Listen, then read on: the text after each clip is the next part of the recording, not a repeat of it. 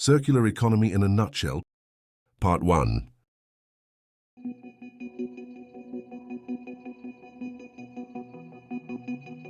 In a world intricately woven with networks of production and distribution, supply chains stand as the silent yet vital backbones of our global economy. They are the pulsating blood systems that breathe life into our markets, connecting the dots between raw materials and the final products that reach our hands. Yet as robust as they may seem, these lifelines carry with them an inherent fragility, exposed to the ripples of pandemics, geopolitical tensions, and the unpredictable whims of nature. Today we stand on the brink of a transformative era where the notion of a circular economy isn't just an ideal, but a necessary signal of resilience. Imagine a world where our supply chains don't just endure but thrive, intertwining technical material cycles with the timeless wisdom of nature's biological rhythms. In this journey, we're not just addressing vulnerabilities, we're reimagining strength. We're not just reducing risks, we're regenerating resources. Welcome to a vision of resilience, regeneration, and hope, a symphony of circular economy and supply chain resilience. Hello everyone, and welcome to this first part of our short educational videos about circular economy. I'm Matt, I'm a chemist and I'm active in the field of product development for more than a decade. And together with Centiform and the consortium of the TICHE project, with all the partners that you see here in the back, we're actively involved in the development and implementation of circular economy educational programs. And today we want to take you on a little circular economy journey, but before we do that, let me introduce Pedro. Hello, Matt. Hello. Hi, Pedro. How are you doing? Very good. Yeah. Nice to have you here. Thank you. Thank you for the invitation. So, tell us more about you. Who are you? So I'm Pedro. I'm also a circular economy enthusiast, and I'm active in the field in a sustainability consultancy. Nice, thanks. Pedro will guide us today through the videos and help me also moderating, and we're looking forward to kick it off. And I guess, Pedro, you ask yourself which aspects in particular are we going to cover, and I can tell you, well, in this series we will look into circular economy applied for supply chains and how circularity principles can lead to more resilience and mitigate risk of supply chains. And thus, of course, it leads directly to the question, how do you implement circular economy principles into your daily processes in your company? And also how processes can be structured in such a way that teams can work with circularity principles implemented. Yeah. So this directly will lead us to the question on how to start with the implementation of such circular economy principles in your organization. That's why in the second video, we will dive into all these peculiarities of setting up project environments that are actually suited to manage circular project and use them in project management tactics to mitigate risk in the projects. And of course, we're going to have some examples. And some guests. And finally, once you start implementing these processes, you want to measure the success of your circular project management. That's why we deal with some methods on how to measure circularity KPIs and sustainability KPIs, something like LCA or even carbon footprint analysis. In the end, we not only hope to spark the same passion in you for circular economy that's driving our motivation and daily work in this field, but also, of course, provide you with some first ideas and tools on how to start your own shift towards a circular economy-based lifestyle. So Matt, before we start, maybe a short explanation of what the circular economy really is. How would you explain it to someone who has never been in touch with the topic? The concept of a circular economy can be explained easily by differentiating it from the traditional linear economy. In the linear economy, the process is straightforward. We extract resources, we make products, we use them, and then dispose of them. a take, make, dispose model. So like a straight line. This approach often leads to a lot of waste, as products are not designed to be reused and recycled, and therefore the resources are wasted.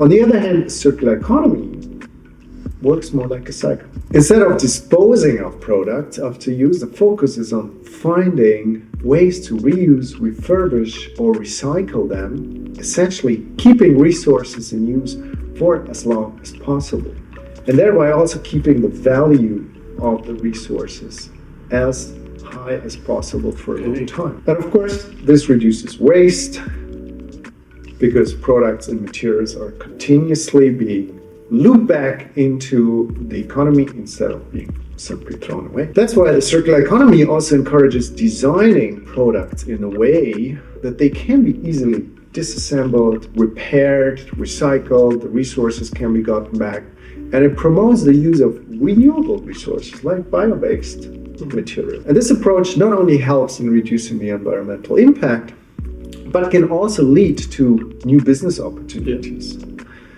and economic benefits as resources are used more efficiently and more sustainably.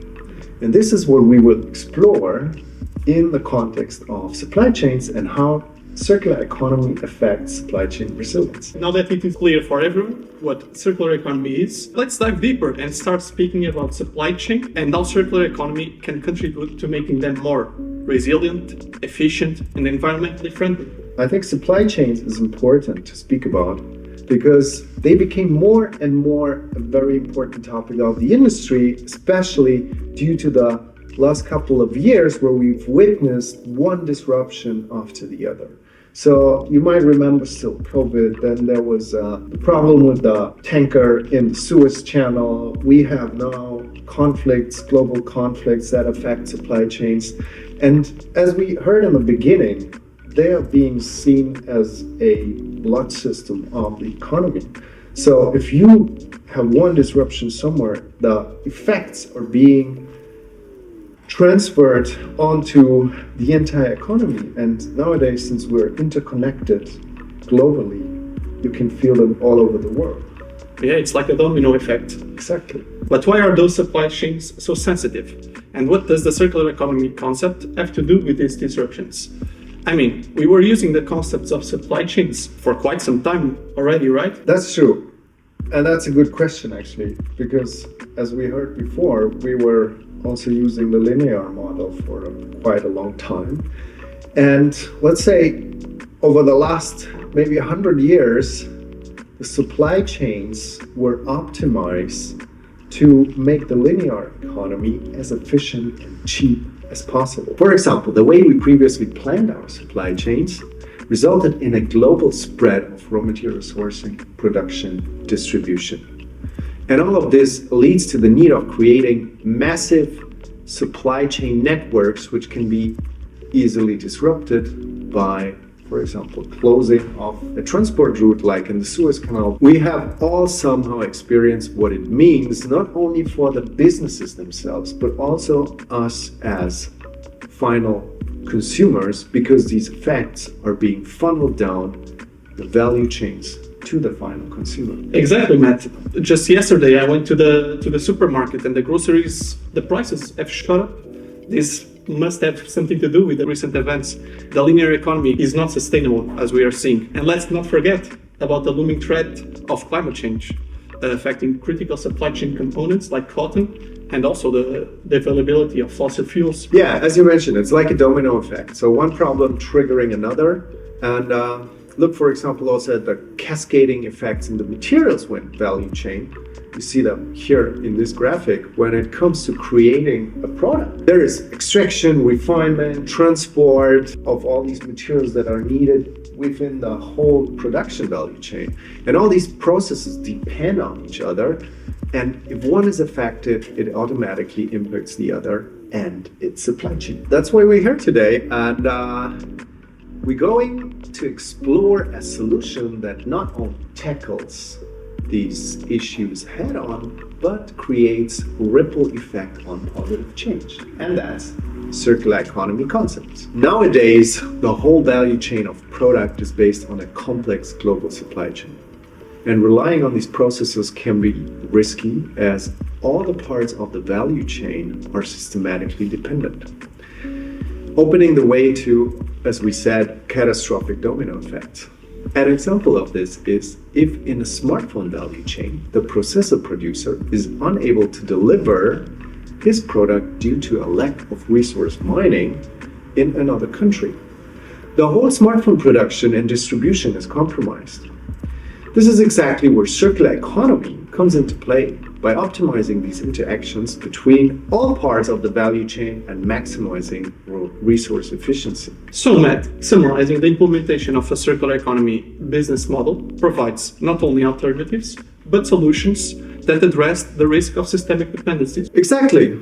Well, let's talk a bit more about what is and how we can characterize a circular economy business model, while also delving into it, how it can affect supply chains, either by minimizing risk or increasing their resilience. Well, let's enter the circular economy business model and consider this as a paradigm shift in traditional supply chain. But it's about creating value within these stakeholders and within all these components of a supply chain. And this is what actually minimizes risks and ensures sustainability. Yeah, also, Matt, can you break down this whole idea of circular economy and the value chain of it? Absolutely. In a circular economy business model, products and materials undergo processes such as maintenance, reuse, refurbishment, remanufacturing, recycling, and even composting if it's biodegradable materials. And this ensures a circulation of the resources. And in that way, it leads to an extension of the life cycle, but also to creating business opportunities and value opportunities within all these different steps for different stakeholders involved. In addition to closing the loop and reusing materials, companies not only become more sustainable, but also make their supply chains more resilient in the face of regulations and legislation, which currently, especially in Europe, means to increase circularity in the value chain, also by shortening the supply chain. This allows companies to comply easier with, for example, legislation like the European Union's Circular Economy Action Plan, coming out of the European Green Deal, and allows them to access funding opportunities that promote the development of such methods and concepts. We cannot forget to talk about the potential to mitigate risk and create competitive advantages. In the end, a resilient supply chain can adapt more effectively to changing market conditions and consumer demands. And especially in this increasingly interconnected and fast-paced global economy, the ability to quickly respond to new trends, technological changes, or, as we've seen, shifts in the geopolitical landscape is crucial.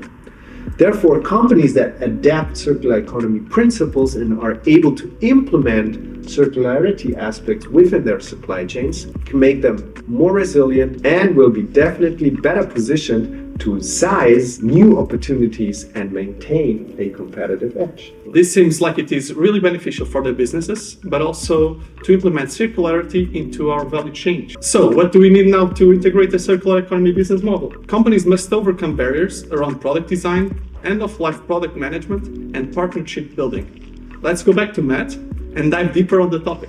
Exactly. To implement, we have to look into circular design principles. The first thing to consider is that the development of a circular product should not depend on locking in the raw materials at the design stage, as this can complicate reaching a fully circular product or service. For example, the supply chain department should proactively influence the designer's raw material choice by providing input to material selection decisions, outlining opportunities for material innovations, and co-authoring circular economy design principles.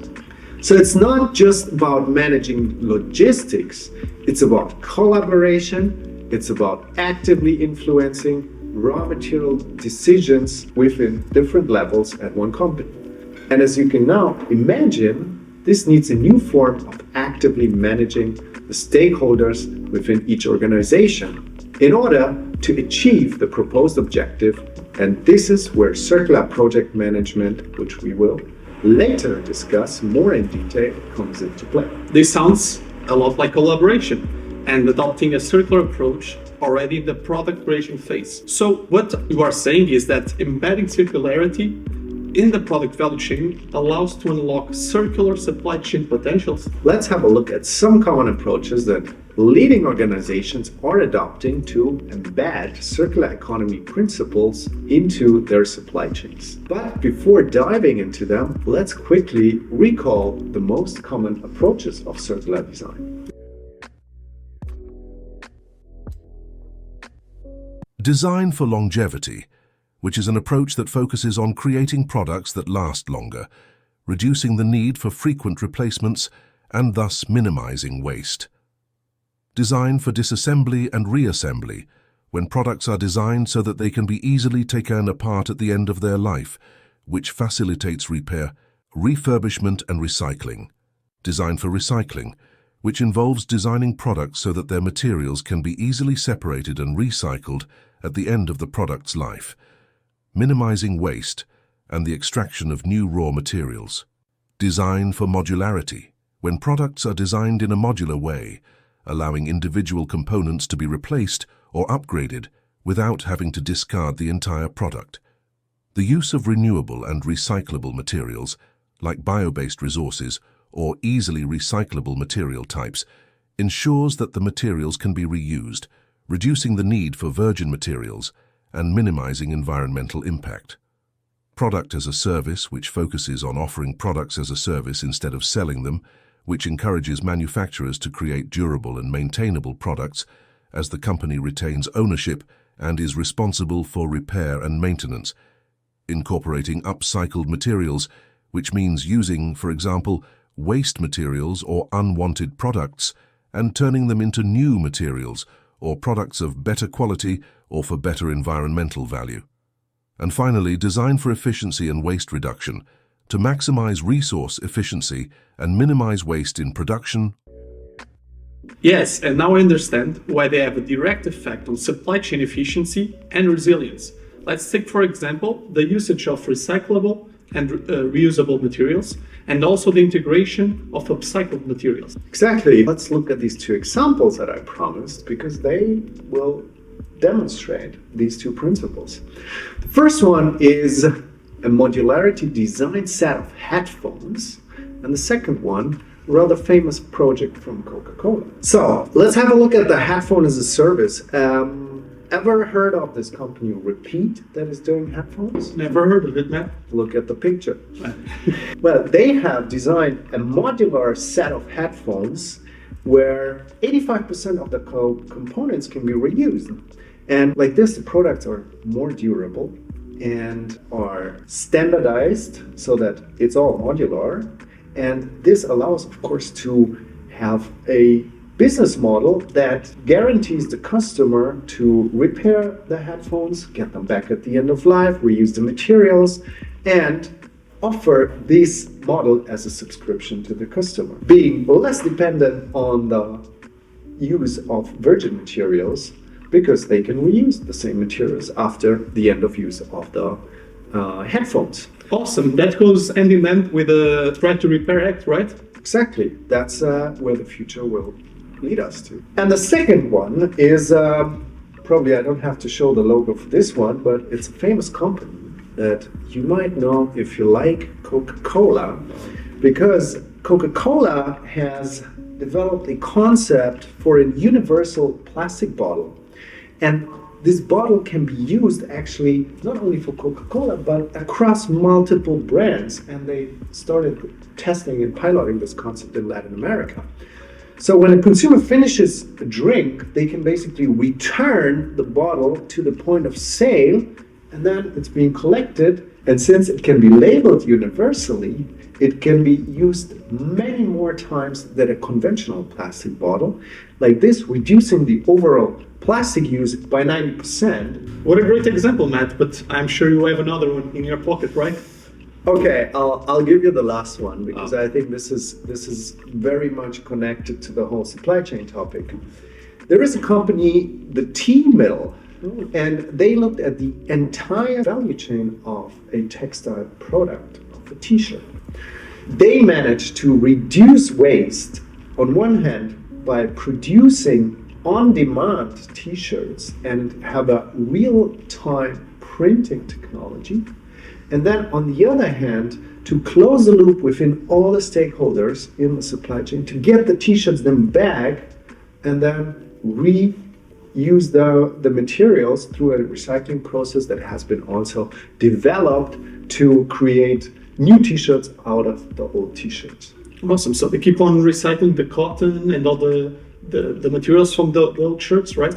Exactly. They had to look into how to recycle them. They had to look into the manufacturing process. They had to look in all the infrastructure that is needed and also optimize the design in order to be able to disassemble the parts and take out the materials for use.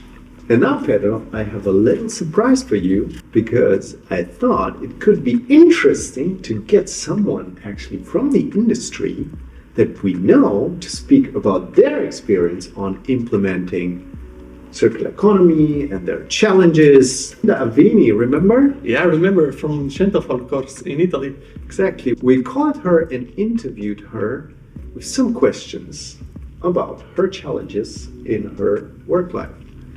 Here is what she told us. Exciting, let's go.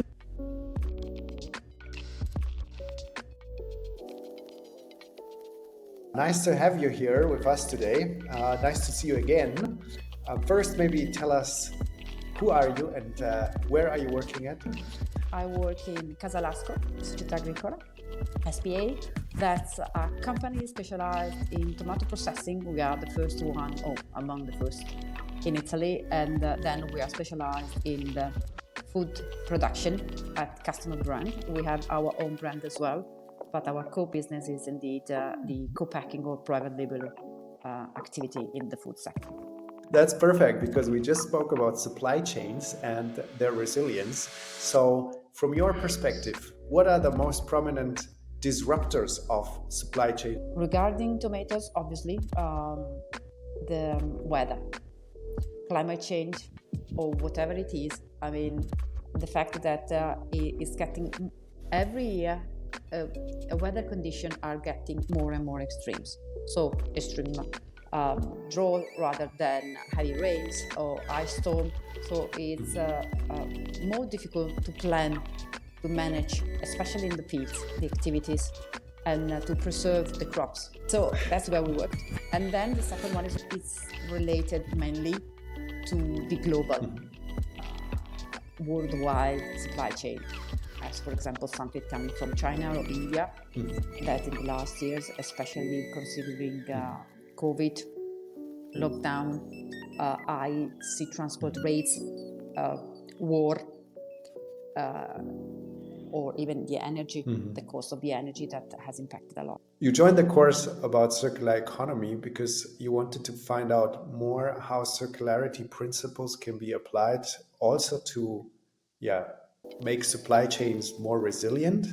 As you know, we are from farming and we are used to not to waste anything. Okay, so more and more we go through the next level, we go back to our origin, so wasting anything. We are already applying the circular concept, maybe in a non-conscious way, regarding tomato processing, where we try to avoid any waste. For example, skin of tomatoes are not used in the process, so we really dry them, and at the moment they are used for animal feeding. And we are thinking about alternative possibilities, for example, as biogas, a fuel, or as something that could increase the value, okay, to not waste the value we have, maybe so from some assets, or if we can sell assets out of this for example, cosmetics. And this is the part. So you mentioned biogas. This is, for example, a way to also mitigate energy prices if you're able to reuse the own waste to produce energy. So that's a very nice example. And what else now after the course, what do you consider from the circularity principles to be helpful in mitigating also risks, for example, of drought or extreme weather? We are trying to apply regenerative agriculture solutions that are the ones that are helping us in mitigating, or at least to reduce the impact of the weather regarding the fertility of the soil. That is getting a problem even in Europe, not only in Africa. And regarding the supply chain, what is getting out is that to be circular, we produce not durable products. Okay, we have thinking about a pasta sauce. You open the jar, you use it, and then you waste it. So not a lot of, but is to have a supply chain that has to be circular. I mean, we can do limited things on the finished product, but we can do a lot on the process, and that is where it requires obviously a change of habits, a state of mind, especially because it means that the food supply chain has to be integrated, or more and more, especially with suppliers, in particular like packaging suppliers, that at the end of the day, together with the energy, are the major part of our in terms of impact of our product.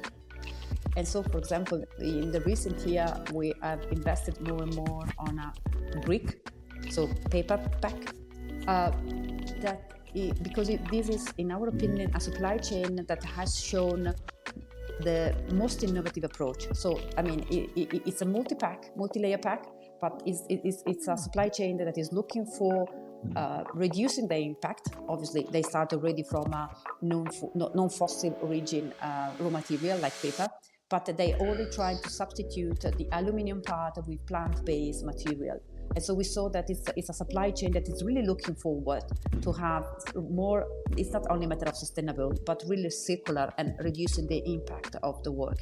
And we are working with them in order to improve, or to we are pushing them to work even with governments or local authority in order to teach the consumer where to throw away the materials, and to increase the number of plants dedicated to the recycling, because you have a lot of material like papers that can be reused. And I think that it's a key point, because in terms of LCA, it's one of the best performing one. So summarizing, would you agree that one of the most important, or the low-hanging fruit, is once you understand circular economy, you start thinking also about your own supply chain. You start considering also a much wider part of your own value chain, and then also get in touch with the entire supply chain, and then through this communicate also with suppliers. And this can be the first step to understand where are new value propositions or new value chains. And this can be the first step to increase the resilience of supply chains when you start communicating and working together. We are really interconnected, and having an holistic approach, I think that is going to be one of the most important things in the future. It's not only that my value is not only for me, it has to be for everybody along the supply chain. And that's the way, let me say, everybody can resist together. Well, we have heard now from Linda that it's not always easy to implement circularity models into a company's value chain. In order to close the loop efficiently, we also need the users of products to be aware of the circularity and support it through their buying decisions, and also know what to do at the end of use of circular products to efficiently enable closing the provisioned resource loops. That's where communication plays a crucial role. Hence, organizations need also to be aware of their customer perspectives and their acceptance of circular products, especially when it comes to include circular design features or secondary materials like recycled content into new products that need to go back into the loop. Driving this acceptance actively is a powerful tool to stimulate the establishment of a secondary material market in regions, for example, or local communities. And here we're back to the question of communication and sensibilizing customers, making them aware of the wide-ranging benefits that come with a circular product. And how can companies do that? And one cannot expect from the consumers to know all the specific details about the circularity aspects of a product.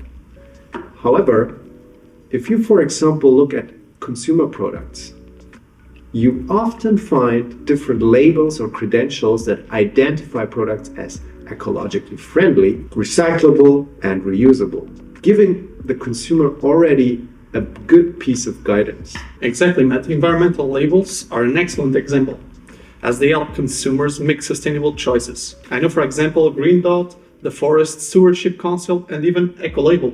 Yes, but it does not stop at the label. I think in addition to labeling, companies must also use all kinds of communication channels to drive the implementation of circular business models and supply chains at scale. And for this, they need all the stakeholders, including the consumer, to be involved in their circularity strategy. They can, for example, rely on offering product repair instructions or maintenance services to allow for the customer to extend its product life cycle expectancy easily and very conveniently. This importance of driving the actual implementation of circularity has also been recognized by the regulatory bodies, which push toward it with regulations. Europe, as we already heard before, has implemented the right to repair law, which gives the right to the customers to freely repair the products. In the US, there has been huge progress in the same topic, as New York has recently passed the Digital Fair Repair Act, which requires OEMs to provide information and tools to allow the customers to repair their product. And maybe you've also heard about the digital product passport that will come in Europe as well. So Matt, a good example for this is like I have my phone, the screen is broken down, For example. and I need to repair it. Instead of going directly to the producer or buying a new phone, I can just go to the repair shop next to my house, and I'm creating a new business value for me, which is cheaper for me, and also providing opportunities for the local communities. Exactly. Yeah.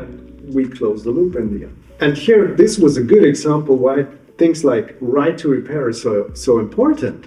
Well, last but not least, I think partnership building to achieve cross-industry collaboration is essential to develop innovative and efficient circular economy solutions. And these partnerships are often between organizations and startups, universities and recycling agencies from the different part of the entire value chain. And as such, organizations should define a selection criterion which aligns with theirs and their stakeholder goals. This is seen in the industry where a major brand aligns with a smaller organization or a research and development company to achieve a circular solution for the end of life of their products.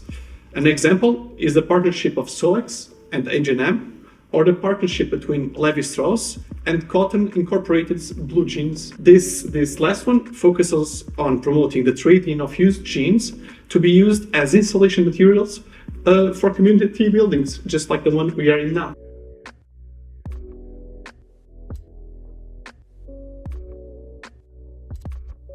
Circular economy aids in reducing the risk of environmental regulatory penalties and public backlash by meaning to achieve waste reduction and pollution elimination. This goes hand in hand with extending product lifespans by designing for durability and easy repair, which also minimizes the risk of premature failures and associated costs. Extended Producer Responsibility, or EPR, for short, means to pass the responsibility of the waste management to the private industry, namely producers, importers, or sellers. Regarding public opinion, embracing sustainability through circular economy also enhances brand reputation, acting as a protective buffer during times of crisis. Approaches like the transformation of waste into a valuable resource through recycling and reuse not only fundamentally alter how companies view and manage their supply chains, but can be also made visible externally. In practice, the shift towards circular economy models, including circular supply chains, recovery and recycling, product life cycle extension, shared platforms, and product as a service, has already been shown to improve differentiation, reduce costs, generate new revenue streams, minimize risks, and decrease reliance on virgin resource supplies. Furthermore, it demands an adaptation of processes, practices, and behaviors across the supply chain, fostering an environment of continuous innovation and collaboration among various stakeholders. As a result, businesses that successfully integrate circular economy principles are likely to see an enhancement in brand value and an increase in market performance, characterized by higher customer satisfaction, social performance, and improved production efficiency. As we just now have heard, cost savings, innovation, and the involvement of local communities, fostering not only efficiency but also social safety net, are huge benefits of the implementation of a circular economy business model design. Not only that, but I think the next step is already being discussed. The inclusion of social aspects into the circular value chain, which can help mitigating another risk, the impact of the relationship between companies and their suppliers or customers. Because by focusing on transparent and evidence-backed social value creation, companies can build stronger trust-based relationships with all stakeholders, which again ensures that their social and environmental contributions are recognized and valued. These key takeaways showcase how circular economy practices create a resilient and adaptable framework for businesses not only to make their supply chains more resilient, but especially mitigating and managing risks associated with brand value, recognition, and social aspects. Indeed, Matt. It's about building not just sustainable practices, but a robust foundation for long-term success. And this means implementing a circular economy mindset into the organization's culture. There you have it. A journey through the transformative power of circular economy in reshaping our supply chain. From the complexities of global networks to the resilience brought about by circular business models, we explored how embracing circularity can lead to not only more efficient and sustainable practices, but also mitigate risks and strengthen brand resilience. Absolutely. The implementation of circular economy principles isn't just a change in business strategy. It's a cultural shift that permeates through every level of an organization. In our next episode, we will explore the topic of circular economy-based project management to understand how you can employ this methodology in your own business. Yeah, so stay tuned for more insights as we continue our exploration of circular economy. Thank you for joining us on this journey, and we look forward to having you with us in the next episode. See you there.